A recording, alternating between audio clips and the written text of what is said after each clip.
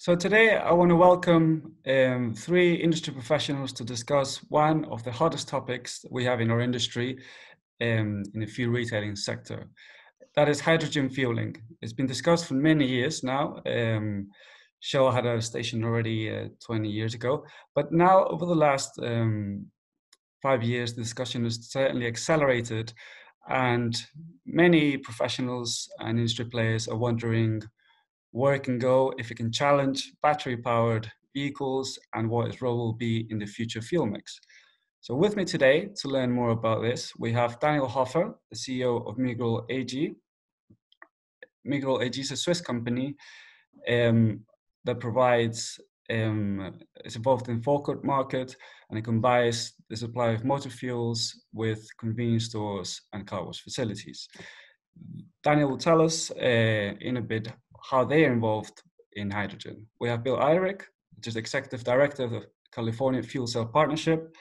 As many know, California is one of the leading regions in the world when it comes to hydrogen fueling, and Bill Elrick has all the knowledge around that section of the world.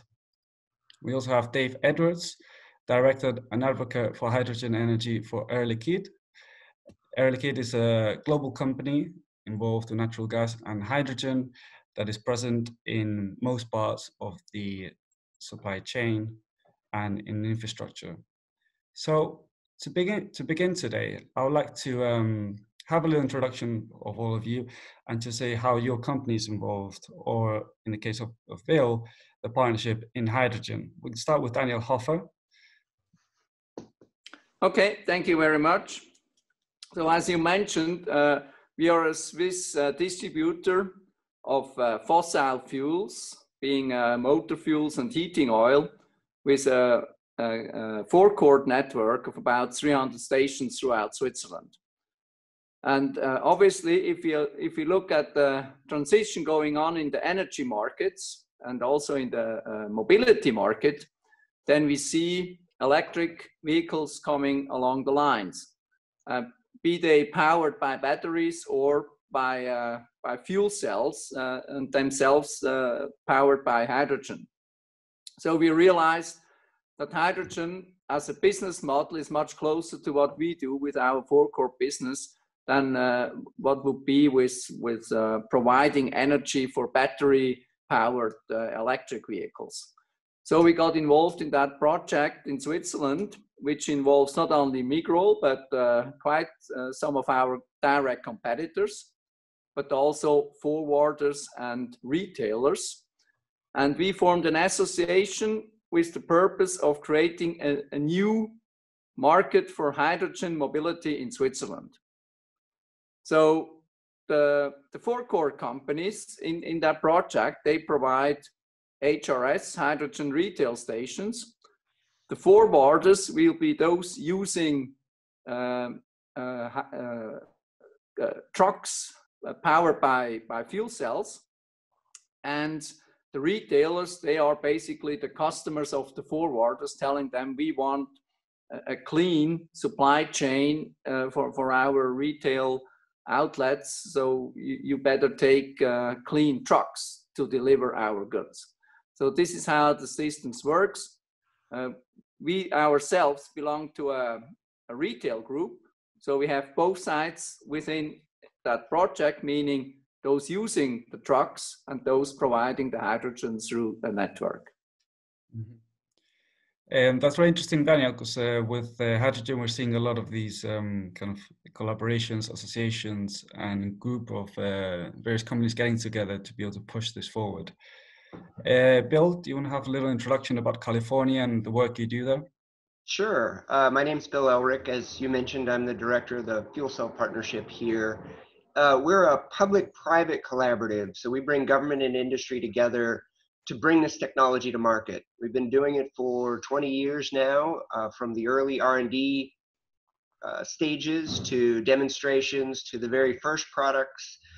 Commercial products hit the road with 2 retail stations about 4 years ago, and the first vehicles for purchase or lease.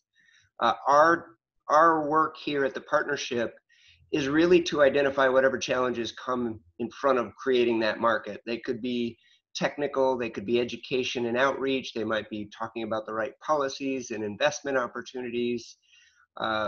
And what's been really great is since those first retail products hit the road 4 years ago, we now have it's still nascent, but a growing market where nearly 10,000 light duty vehicles, buses have been in operation for over a decade and nearing commercial competitiveness. And now you're seeing the first trucks hit the road. And what we're really focused on at this point in California is that growth, that acceleration to reach the economies of scale so that we can, truly step back and call it a market where there's wonderful competition and opportunities for everyone. Mm-hmm. That's great stuff, Bill. David, from your part. Yes, Oscar, thank you very much for the invitation to join this panel today. Air Liquide is an international company. We are an industrial gas company, so you may know us as an oxygen provider, nitrogen, argon, but hydrogen is also an important business line for us. And in fact, we've been in the hydrogen business for more than 50 years, mostly for the industrial sector, if you think about things like refinery and ammonia production. But now we're talking about energy transitions. And energy transitions means bringing renewables, bringing blue and green hydrogen into the market, bringing it in as a transportation fuel, not just as an industrial feedstock, for example. And I'm part of the hydrogen energy business within Air Liquide. We formed our own business line specific to these new markets around transportation and energy sectors. And we really play a couple of different roles. Our primary role will always be the production of hydrogen, whether that's renewable hydrogen from electrolysis or using renewable natural gas to produce through reforming processes, for example. But it also means investing in some of the infrastructure, things like the refueling stations themselves. Air Liquide owns and operates about 100 refueling stations around the globe. I'm in the US business, so my focus tends to be around California and the Northeast parts of the US, but I'll try to represent the market globally. In addition to that, we're also one of the original founders of the Hydrogen Council, the CEO's group that manages communications and strategy for the hydrogen industry as a whole. Thank you. Thank you to the three of you for those introductions. Those that are watching, I want to encourage you to send your questions in the chat box, and I'll try to include as many of them as I can. So we can kick off with a pretty general question, but I think it could serve as a good starting point. And it's, with the increase in battery-powered vehicles, the improvement in technology, we have cleaner liquid fuels coming from biodiesels to things that keep CO2 levels down. We have biomethane, all these types of fuels in the industry. What kind of role do you see hydrogen playing in the fuel mix? Daniel, would you like to start? I think hydrogen will play a very important role, because you mentioned some other liquids or gases, but at the end of the day, to produce them synthetically, if they have to be green, they need to be produced synthetically. Then you need hydrogen. You need green hydrogen to produce these syn fuels, syn gases, etc. Or you use the hydrogen directly in a fuel cell. And also in the chemical industry, for example, where you need hydrogen, you can use either reformed hydrogen from a refinery, or you can use green hydrogen. So I think hydrogen is a very basic product in the future energy world for various applications. Bill, how do you see it fitting in along all of these types of fuels? And obviously you've had a lot of experience now in California trying to increase that usage. So how do you see that fitting in the near future? Yeah, and keep in mind, I'm coming to you from California, so it's a pretty aggressive location when it comes to environmental actions. But I think we can see pretty clearly that globally, there's a transition happening for the fuels market to get cleaner and cleaner, decarbonized, zero emissions. And so when it comes down to that end game, you're going to see batteries and fuel cells, hydrogen and electricity, the two energy carriers, be that medium. And the wonderful thing about those two technologies, they're very synergistic, they complement each other, but they also they fit different needs. And for example, if I'm a two-car family, one of our cars is really a round town, small, perfect battery opportunity. The other car, we have dogs and kids and we're hauling things around. We travel throughout the state. I have family throughout the US, which is far away. The ability to fuel and move, and this is, I'm just talking light duty, but also in the heavy duty opportunity, something very similar. We're going to see hydrogen and electricity become the two dominant fuels. And so I think what's really interesting is hydrogen's the newcomer to the game. People are just starting to really see the opportunities. And that's really because, and Dave can speak to this, but electricity's been all of our lives for a long time. We've been carrying around batteries and we're very used to it. Hydrogen's been around, but we haven't seen it in this retail environment. And so as it comes into that retail environment, as we understand how it fits into the energy transition, it's going to be a pretty amazing thing to see the whole piece come together. But I think hydrogen is going to be integral. And as Daniel said, very important for everything we're doing going forward. Dave, did you share that vision that it's going to be a synergy between electric and hydrogen, and it's going to be a dominant two-fuel future? Yeah, without a doubt. I think it's very clear in every part of the world that a zero-emission transportation future is really no longer aspirational, but now is essentially a requirement and a roadmap target that is real. And in order to do zero emission, you have two options. You have battery electric and you have fuel cell electric vehicles. And as Bill points out, the two are very complementary in a lot of ways, but they meet different needs. Larger vehicles that have high utilization rates, and vehicles that require quick refueling very much lean toward fuel cell applications. Whereas smaller vehicles that can have access to charging will very much lean toward battery electric. And what we've seen is as any region and any market really gets serious about transitioning to zero emission, they find that not only is it likely to end up with battery electric and fuel cell, but they're actually both required in order to meet the needs of the entire market. A 50% penetration, you may be able to do that with one technology or the other, but 100% penetration is very clearly requires multiple technologies to meet all the needs.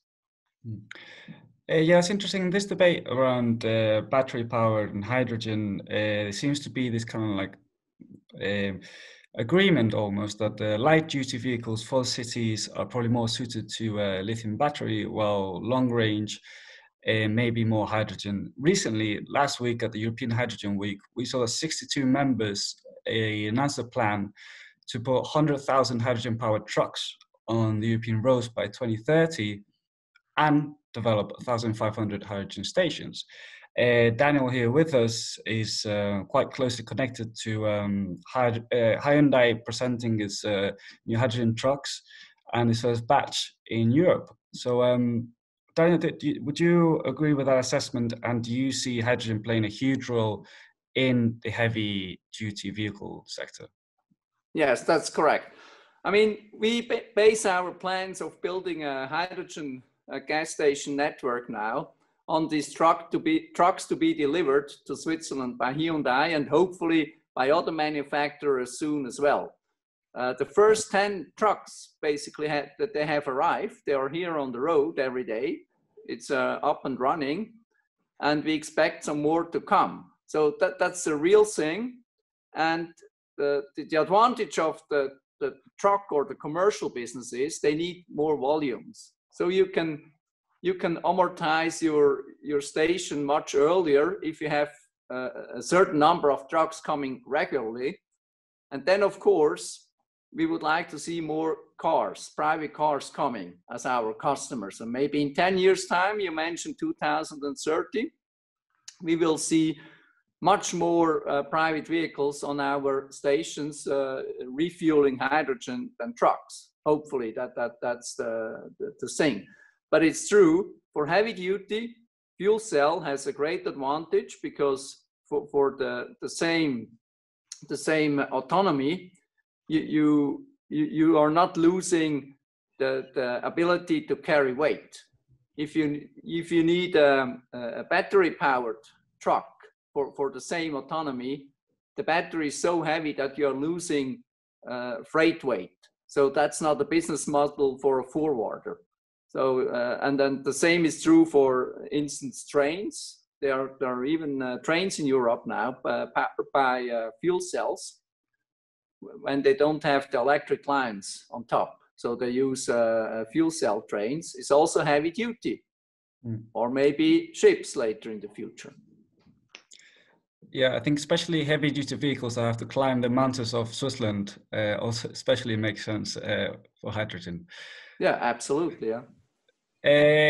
David, how have you been involved in the in hydrogen stations for heavy duty vehicles? So we have, in fact, we have a hydrogen refueling facility at the Port of Long Beach in California that's been in operation for a number of years. You may be familiar with some of the OEMs doing development of heavy-duty vehicles in Southern California, and that provides a basis for them to do their demonstration phase. And we're moving from demonstrators now into real projects. So over the course of the next few months, I think you'll see some announcements in the US of fairly significant projects, real projects, not just demonstrations of vehicles, but fleets that are starting to transition into zero emission vehicles and bringing fuel cells into that mix. You'll see it both from the heavy duty sector. You'll also see it from the transit bus sector, which shares a lot of the similarities with refueling infrastructure needs to a heavy duty sector, for example. Bill, maybe you can give us what are the latest numbers in California when it comes to heavy duty refueling stations? I know that Shell's about to open one in Los Angeles, I think. Yeah, there's only probably 3 or 4 stations in development now on top of what David said that are publicly talked about. We're working with the market players now to figure out a real rollout strategy for these things, because one project in a port, you can contain it and develop it. To do what we really want to do, we're going to need a network of stations and figure out where the right routes are. And the good news is truck routes are pretty standard. They know where they go. We can pick the most suitable ones to start and grow from there. So, as you know, most of our readers are people involved in fuel retailing business, and obviously most of them in the traditional liquid fossil fuel business. So a lot of them are wondering in this energy transition, how much would it cost for them to set up a hydrogen station? And what is the cost of it compared to a traditional station? And maybe what are the challenges that you have around compared to a traditional liquid fuel site? So Daniel, maybe you have some insight for us there.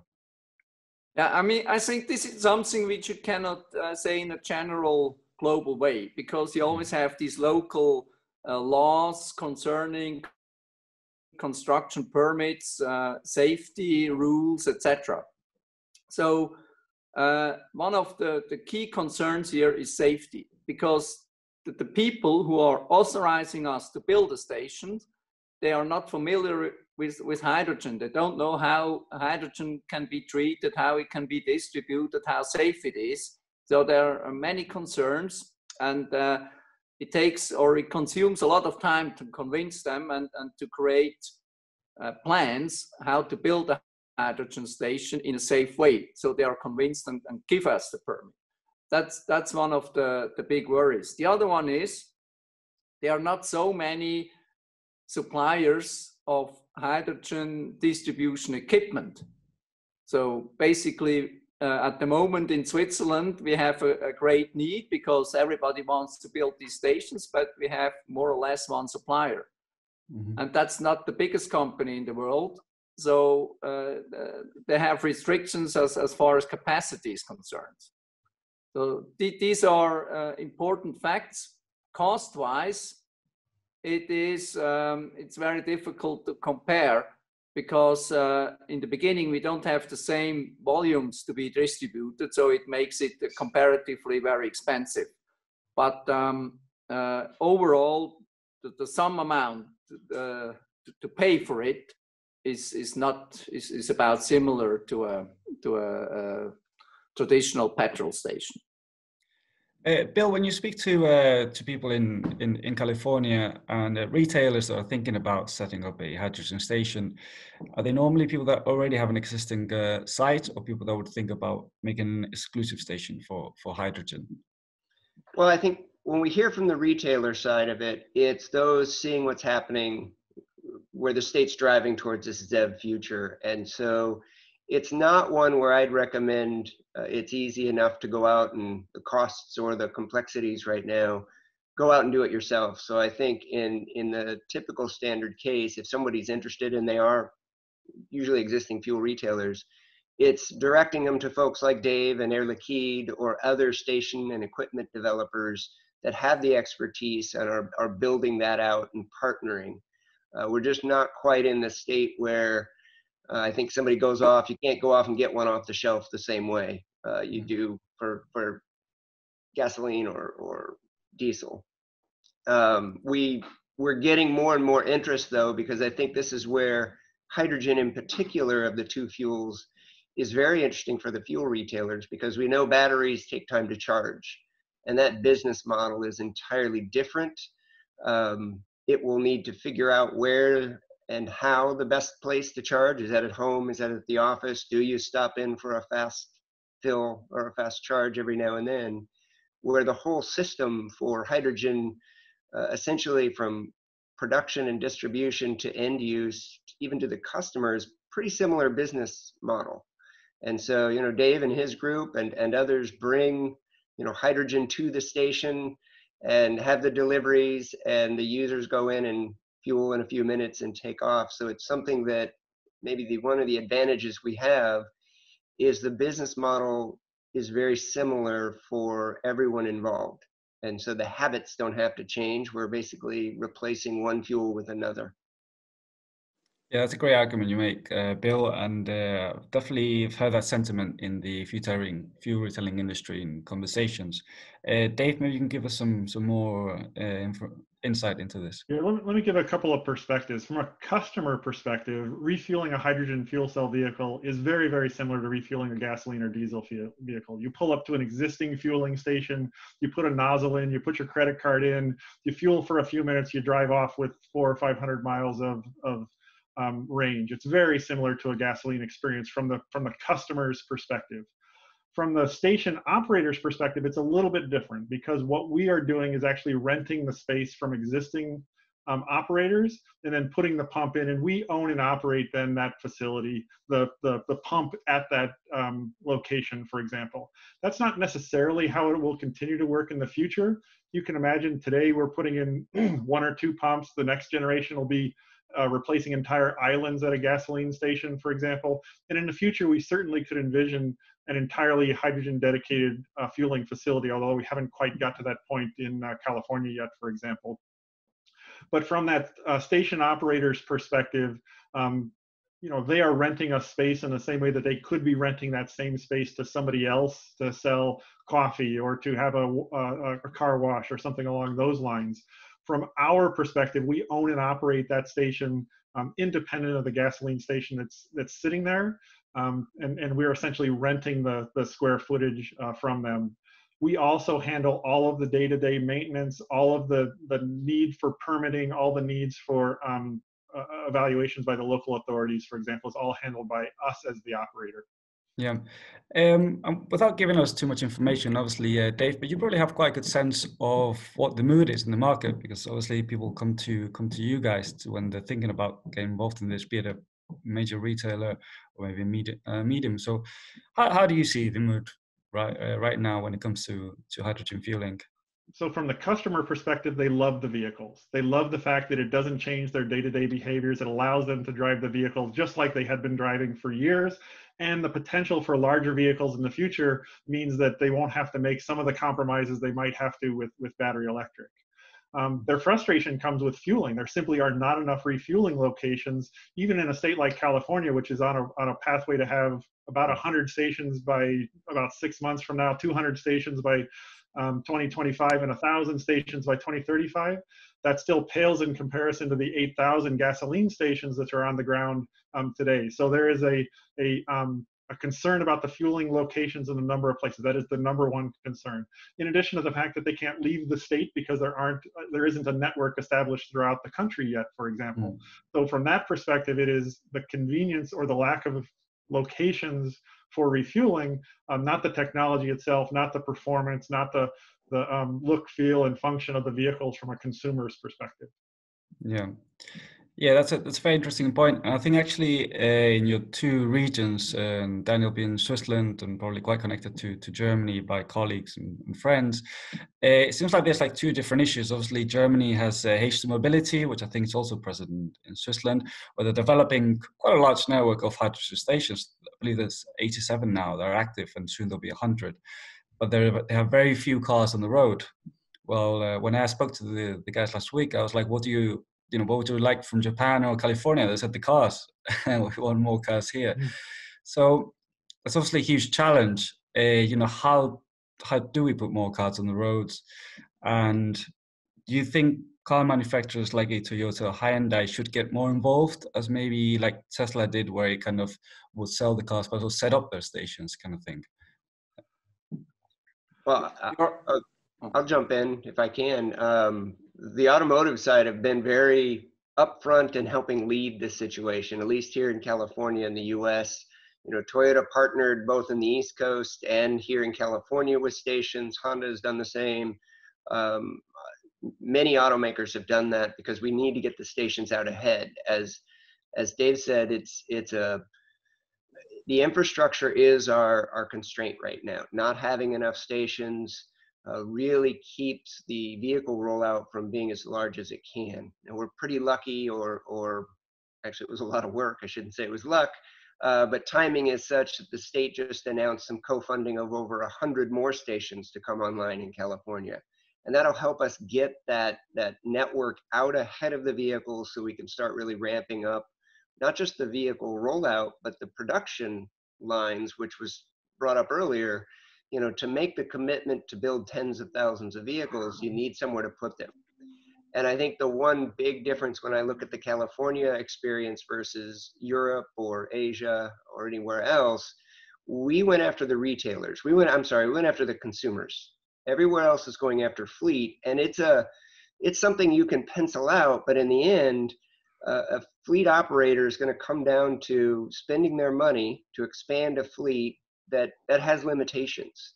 And what we're seeing in the consumer market, at least the early adopters, they're buying these for the love of them, for the drive experience, for the clean, the ability to be environmentally friendly. And we figure that we have quite a bit further to go with those early adopters who are picking those vehicles up in numbers. And then we can also fill in with fleet opportunities, be they light or heavy duties. So I think the really important way to get more more vehicles on the road is to get more stations out front of them. Now, not so far out that folks are building too many stations. We need to balance that, and others can speak of that. But the number one thing is getting infrastructure out. And I would say going along with that is also the policy environment that allows people to make those investments into that infrastructure and get that whole machine moving. Yeah, Daniel, you wanted to comment on something? It's true. Here in Europe, I think we have a lack of cars and car manufacturers, especially in the commercial vehicles side. We would love to have more suppliers besides Hyundai, so we are not dependent on just one manufacturer. And it's true, we could have more cars on the road with more infrastructure. So we are building now on the infrastructure, and hopefully people will be convinced to buy more of the cars. But I have a question to California, if you allow, to build in California. Sure. What is the incentive besides the feeling to be environmentally friendly? What is the incentive to buy such a car in California? Are there any subsidies, or do you benefit from other advantages which you get when you have such a car? Yeah, there are a number of subsidies. The vehicle itself can get a tax credit or a rebate, and that's actually the hydrogen fuel cell vehicle gets one even larger than the long range battery vehicles by a little bit, by $1,000, I think $1,500. The fuel right now is essentially subsidized by the automakers. So back to what the automakers are doing, they're working to make it as painless as possible, or at least as easy to get into these vehicles. But what I think really we're seeing more than anything is a huge number of folks, whether they be battery vehicles, fuel cell vehicles, or anything else, like two things. They like to have that environmental feeling that they're doing right. They also like the cars. You know, the electric drive cars are if you haven't driven one, they're pretty exciting. That torque at the onset is amazing. But they also like having all the gadgets. It's the new technology. It's the latest, cell phone, 12 Super Pro. They're loving all that. And I think that's really what I see the difference in California versus the other parts of the world is the consumers. There is a lot of folks who can and will spend extra because it still costs more. Even with the rebates and the credits that they might get, it still does cost more than a gasoline vehicle. It does take more effort to find fueling. They really are willing to put their time and money forward to make that happen. And I think that's something we need to look at for the other parts of the world, because that helps then develop and drive a little bit more of your infrastructure development for the other applications, be they light or heavy duty fleets, and it gets that supply chain rolling. Because the fact that we've been held back by the lack of infrastructure, or we would have more cars on the road.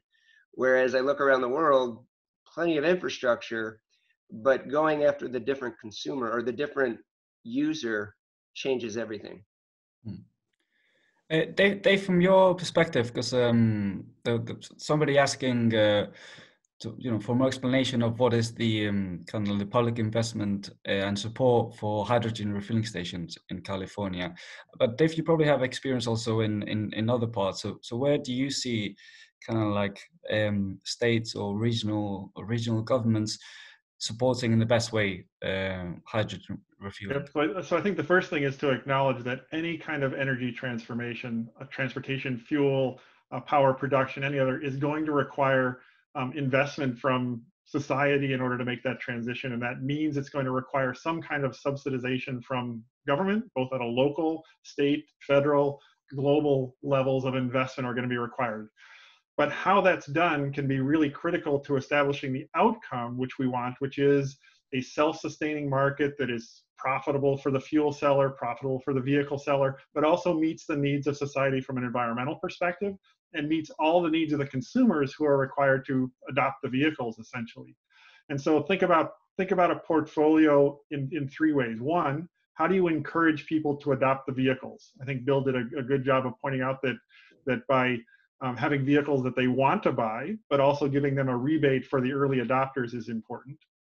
From an infrastructure perspective, those first stations that are built, in fact, the first several hundred stations that are built may not be utilized very well. They may not have good maintenance histories because they're new technologies, for example.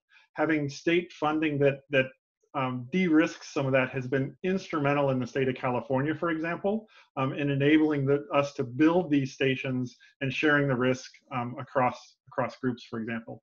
And then the third area, of course, is fuel. The fuel needs to be competitive with gasoline and diesel, but today it's actually more expensive. If you go to the fueling pumps in California, you'll find that the cost of per mile driven is approximately double what it would be for gasoline and diesel. And so there are policies that enable this to come down and policies that encourage that fuel to be renewable. So in California, there's a low carbon fuel standard, for example. There's a state funding program for infrastructure, and there's a state rebate program for the vehicles, for example. And those work together to make sure that all the different aspects from a policy perspective are addressed.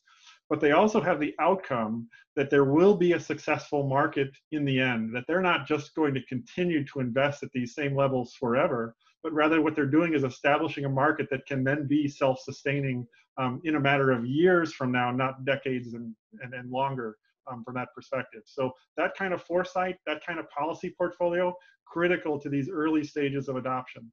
Yeah, which is actually what we're seeing in China now, that it's kind of reduced the incentives for battery-powered vehicles tremendously, but because it feels that it's an industry that can now kind of walk in itself, and it's actually focusing a lot of its public investment in fuel cell vehicles, which I'd like to touch upon later, and what your thoughts are on China. Dave and Bill, any other parts of the States where you think hydrogen fueling will start to pick up? So I can give a little bit of perspective. We've already made some investments in other parts of the US. In the Northeast, for example, we've got a few stations that are ready for operation. We've made some investments in hydrogen production in the Northeast, for example, to bring renewable hydrogen in, recognizing that that's a region that both politically and socially you require this transition to zero emission vehicles. But other regions, the Northwest in the United States is very favorable toward adoption. And even places like the Gulf Coast in the US, where there's huge amounts of hydrogen already in production, it would make a lot of sense to start making those kind of transitions in the Gulf Coast and then bringing renewables into that mix of fuel that's provided in those regions. So from our perspective, it's a little bit different in every place. California is different than Massachusetts, is different than Washington, is different than Texas. And each of them will have their own drivers. Markets may develop at different rates and in different sectors, but we really see opportunities across the board in the US and really across the globe. Yeah, that's it. So I wanted to get your thoughts on China, and obviously they've announced very, very ambitious plans when it comes to hydrogen. With actually, the Chinese government has plans to sell 1 million fuel cell vehicles by 2030, and we've seen many Chinese automakers and international ones participating in those projects. Do you believe that such an economy as China, with the size, could actually be a game changer for the hydrogen fueling economy, as it kind of did with battery-powered vehicles? And with solar and other markets, I think they definitely can. I believe they will. Especially as the supply chain that they'll use is going to need to draw upon some of the others around the world because the expertise, it isn't a fully developed supply chain yet. So I think that there will be a lot of, I'll call it global participation in that market. We're already seeing that. So I think the short answer is yes, very much so. We'll have to see when, where, and how fast it can drive it. Mm-hmm. Daniel, I believe so. I believe so too, honestly. I think we won't see so many cars from China, but they will change the components market. Components which are needed by everybody, and certainly on that side there will be a game changer, most probably. And this is Dave from a perspective outside of the vehicles. It might be very different. So for example, hydrogen production isn't something that's very easily done offshore because you then need to move the hydrogen from one place to another. So hydrogen production is likely to continue to occur relatively near the markets. So in California, we produce in the West Coast. In the Northeast, we produce in the Northeast. And it's because that hydrogen is relatively difficult to move around. The production methods, well, the cost may come down if components get cheaper because there's a lower manufacturing cost, but most of the investment in the production side really is in the location where the hydrogen is used. And it's one of the reasons that making investment in this transition is an investment back in the country where it's being used. So think about domestic energy strengths and things regionally, it really is an investment in yourself. From the production perspective and the component perspective, certainly activating China's market for bringing low-cost components helps with all the capital investment. As we've already pointed out on the vehicle side, it certainly could bring some costs down. But from the fueling perspective and the infrastructure perspective, that has to be done locally at some point. Yeah, that's a very interesting point, Dave. And actually, it brings me to a thing I wanted to speak about, which is the production and distribution. And especially, I guess, if we're talking about hydrogen being a decarbonizer for society and a fuel for the future for industry and transport, we're probably talking a lot about green hydrogen. So there's many projects that are announced for electrolyzers in, see that from Shell, in Europe, in China.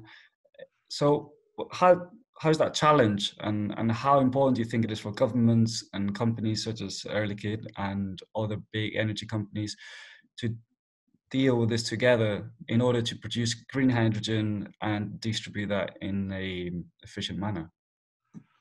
So it's absolutely critical, I think. There is no shift to a zero emission economy if you haven't also brought zero emission fuels. All you've done is move those emissions. But keep in mind that even today's hydrogen that might be produced from natural gas already has a significant improvement over gasoline and diesel when it's used as a transportation fuel. So on day one, you're already getting benefits even without taking an environmental perspective. But the reality is the investments are going to be made in the two production methods for producing hydrogen, primarily electrolysis from electricity, taking water and splitting it with electricity, and then reforming process, which is essentially taking some form of hydrocarbon and splitting it with heat. But those hydrocarbons can be renewable hydrocarbons. Think about landfill gas or gas from wastewater treatment plants, for example. That can be directed into our infrastructure today and produce renewable hydrogen, low carbon hydrogen on day one. In fact, most of the low carbon hydrogen dispensed as fuel in the US, in California, is coming from those renewable natural gas sources.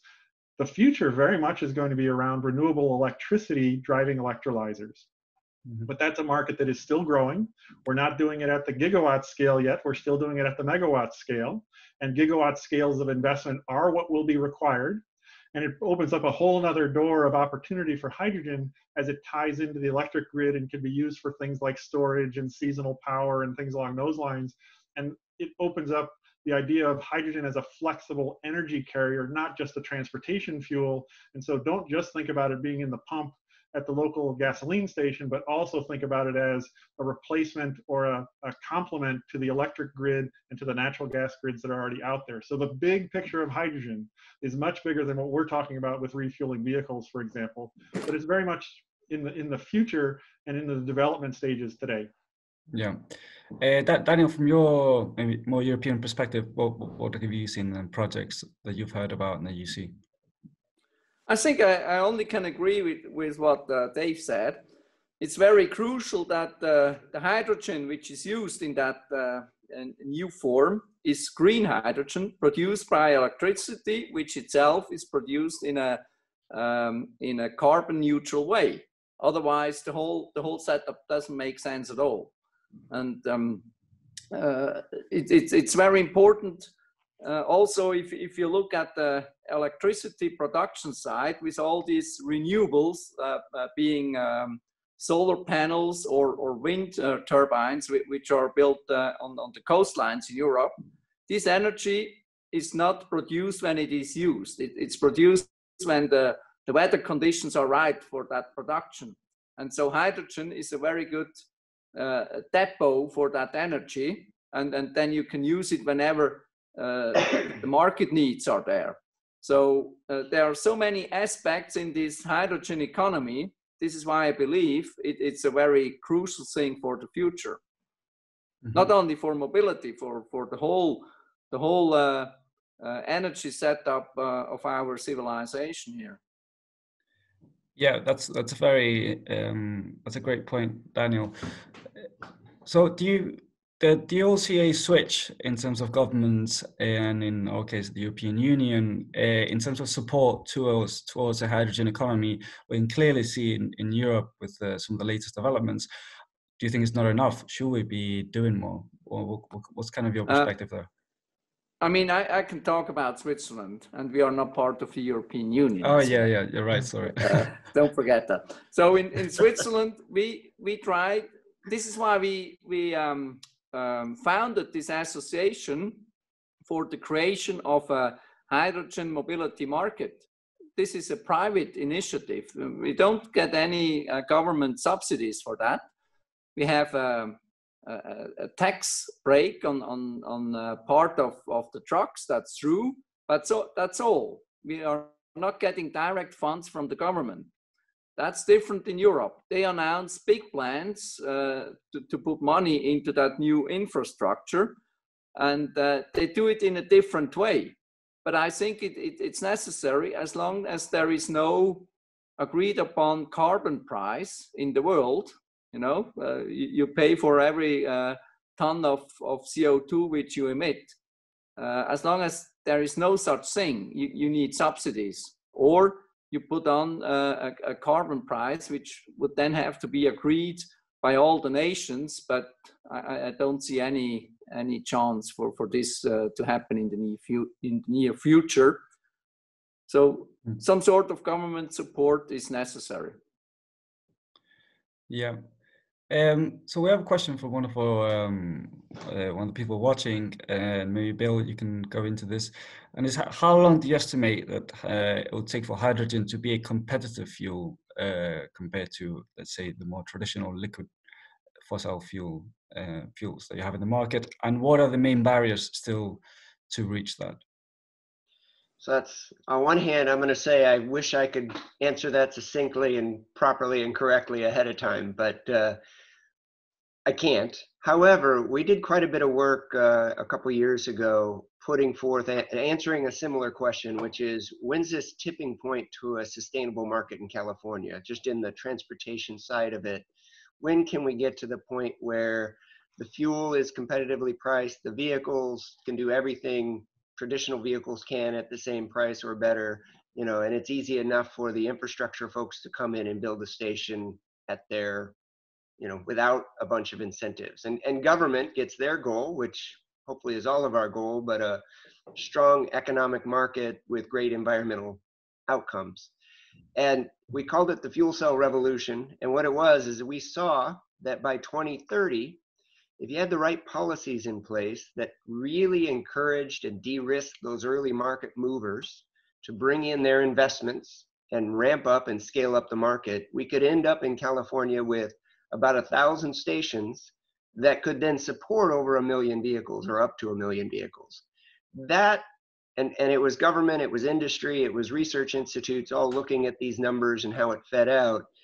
It's an oversimplistic way to say it, but 1,000 stations, 1 million vehicles by 2030, that's beyond the tipping point. It is a market, and government may not be completely out of the subsidy game, but at this point, they're definitely retreating and the market's taking over. What's really wonderful news, that's about almost 2 years old now, that report. Just a month ago, our Air Resources Board put out a self-sustainability, they've been for the last 6+ years, looking at the hydrogen market here in California and trying to study and understand, and they put their first publication out on, well, what could it be a self-sustaining market? If so, when and how? And essentially they came to a similar conclusion. By 2030, we could achieve it, a self-sustaining hydrogen vehicle market. And for the state, the investment was anywhere from, I think, $100 million to $400 million, depending, lots of levers you can pull. And I think that's the key. The key really is right now, the right policy environment to really turn those engines on. Everything from how green do you want the hydrogen and when?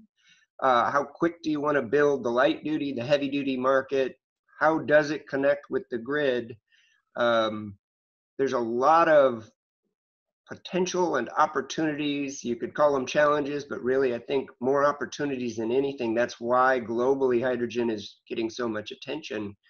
I think it all comes back to, I'll say in California it's by 2030, and what we're really trying to do is be that cutting edge, that bleeding edge, so that others can be and come in behind it and have the leading edge, and we've taken the cost down. And just say one more thing, the last round of stations, that 100+ stations I commented on, the developers already said at that level, they will cut their capital costs by 50%, just by ordering, instead of 5 stations a year, you know, they ordered their percentage of those 100, which is, I haven't looked at all of their numbers yet closely, but ordering at scale and getting those down, seeing those prices drop, are the first, and publicly stating that to all of us, is the first recognition that that 2030 timeline and that approach is the way to go. And I think if I were to add to that, scale is really the key answer to that question. How quickly can you scale fuel supply, vehicle introductions, and infrastructure? And do you have the policies that enable that scale? But scale isn't driven necessarily by public investment as much as it's driven by private investment.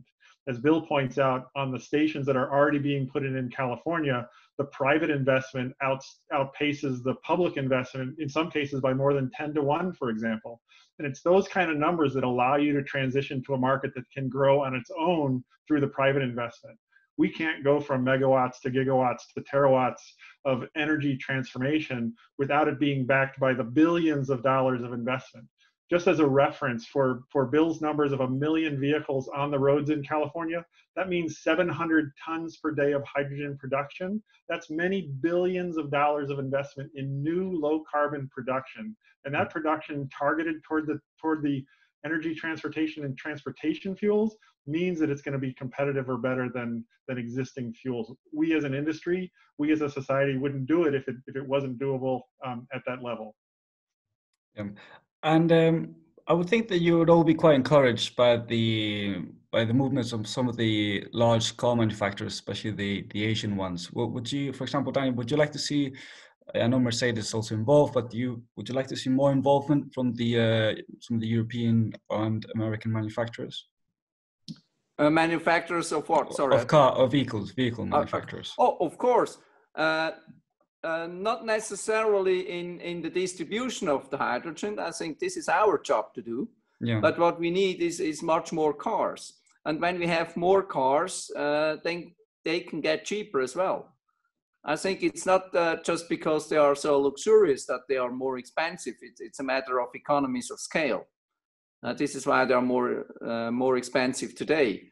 So, but you know, the new European emission standards, I'm not sure about the US or Asia, what they are doing on that. They also have their standards, but we have new restrictions starting this year, 2020, and then accelerating again in 2025. And with these new emission standards, you have a very strong incentive to bring other vehicles to the markets other than combustion engine vehicles. Otherwise, you pay huge fines and they will bring the cars, no doubt. So we have to build the infrastructure. That's our first duty. And then the electricity, the power companies, they have to change their power production from coal and gas probably to other means. Otherwise, we don't have the green hydrogen. That's very important as well. Yeah, definitely is. And well, as we know, there's going to be liquid fuels are going to dominate the market still for quite a few years. But when you see countries like the UK, I think California as well, and a lot of major cities in the world setting already a ban on the sale or circulation of cars in some cases of liquid fossil fuel vehicles, what do you think? What do you think of that? Do you think it's too early? Do you think it's a good sign? I'm sure Bill is happy or would be happier to see earlier signs. Daniel, what's kind of your position on it? Maybe you're a bit more impartial.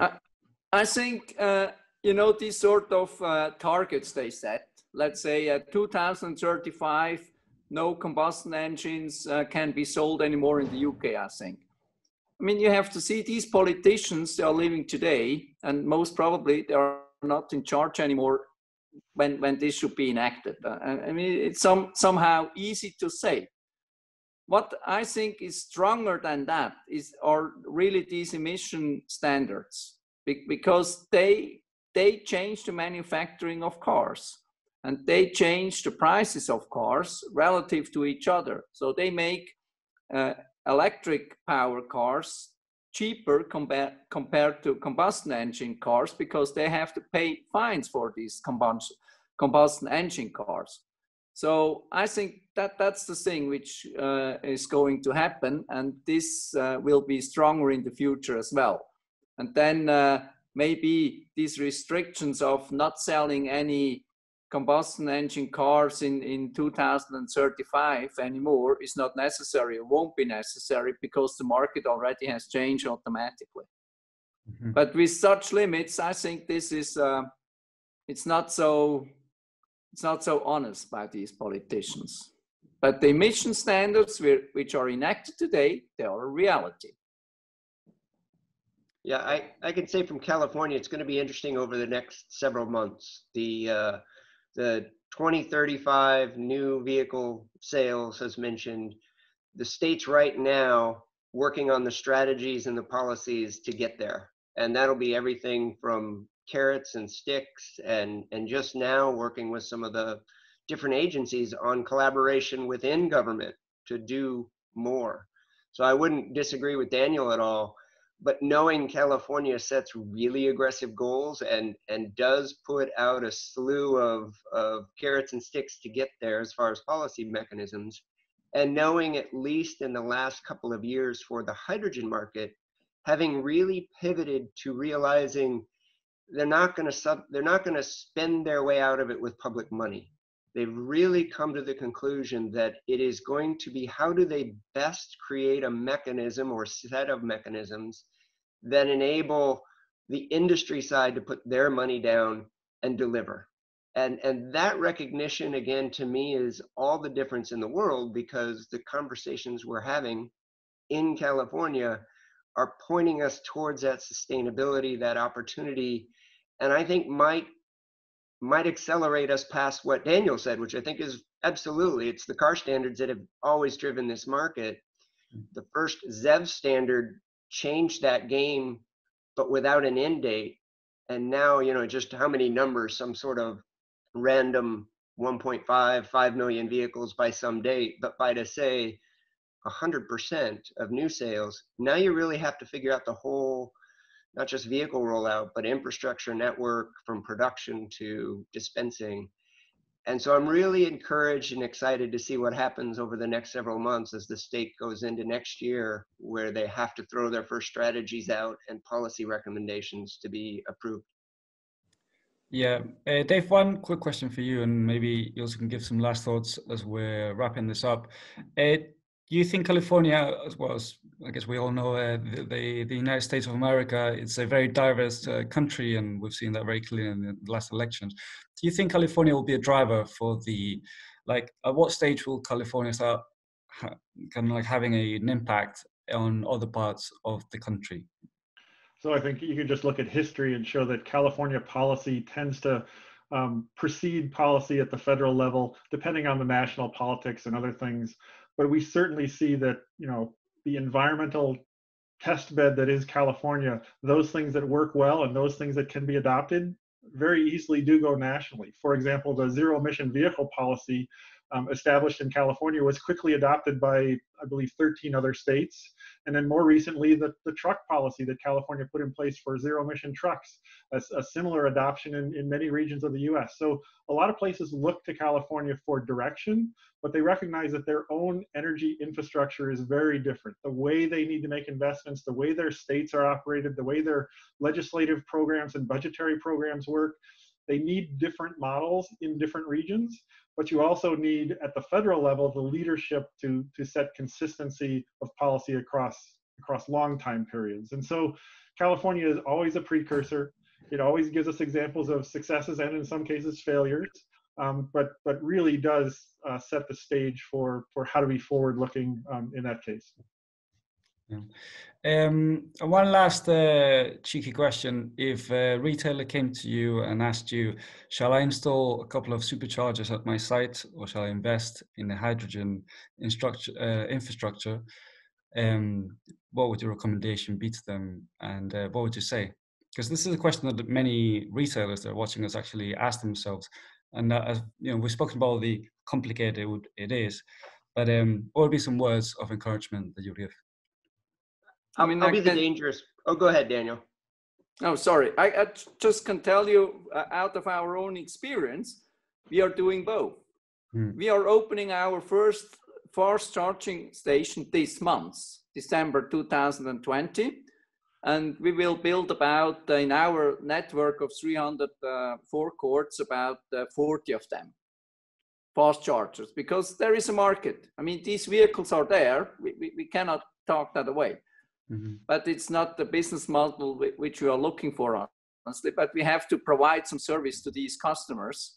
And then at the same time, we are planning on hydrogen stations. So we are doing both. And then see which one is the winner in the end. Bill, you can give the last answer and we'll close this up. Sure. I was going to say it's more of a question of when and where, which ones should go first. We're in such an early stage of both of these ZEV markets that for some people it might make sense today, and others it could be a year or two, others it could be farther. I grew up in the Midwest. I don't see a lot of hydrogen stations there for a while. could be surprised. But it's a question of, do you have the right location that it makes sense now, or do you wait? All right. Well, that's the end of this session. I want to thank Daniel, David, and Bill, especially Bill because it's pretty early over in California. But thank you all for being here with us today. I think it's been very, very interesting. I'm sure many people still have a lot of questions around hydrogen and is it suitable to their business? What's it going to mean for the future of the industry? I would recommend you go to the California Fuel Cell Partnership. They have got a lot of reports there that you could look up. I'm sure Air Liquide has also got some documents up that are helpful. And yeah, so discussion that I guess we'll continue having, and retailers such as Daniel will continue discussing this over the next years to see what the future will bring for hydrogen. So thank you all, and have a great day. Thank you very much. Thank you.